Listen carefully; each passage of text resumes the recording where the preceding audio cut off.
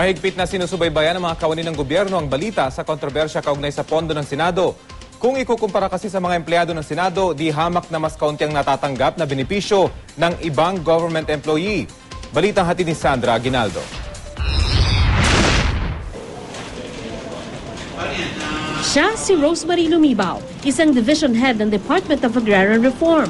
Mataas na ang posisyon pero hirap pa rin pagkasyahin ang kanyang sweldo. Kabilang si Rosemary sa mga kawani ng gobyerno na sumusubaybay sa kontrobersya kaugnay ng paggasto sa pondo ng Senado. Swerte talaga sila. Sana sa mga empleyado magkaroon din ng additional incentive sana para makasurvive. Bakit nga ba nasabing maswerte ang mga empleyado ng Senado? Si Rosemary, bukod sa 2,000 pesos na cost of living allowance at 8,000 pesos na representation and transportation allowance, wala na raw ibang allowance na natatanggap.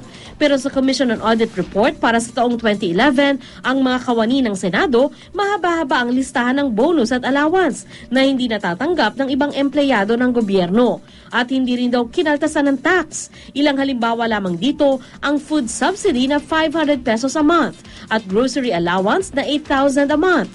Meron ding rice allowance na 15,000 pesos, additional food subsidy na 3,000 pesos, educational assistance na 35,000 pesos. Hindi lang malinaw kung gaano nila kadalas ito natatanggap. Kaya ang Philippine Government Employees Association of the Philippines dumadaing sa hindi umano pantay na benepisyo sa mga kawani ng gobyerno.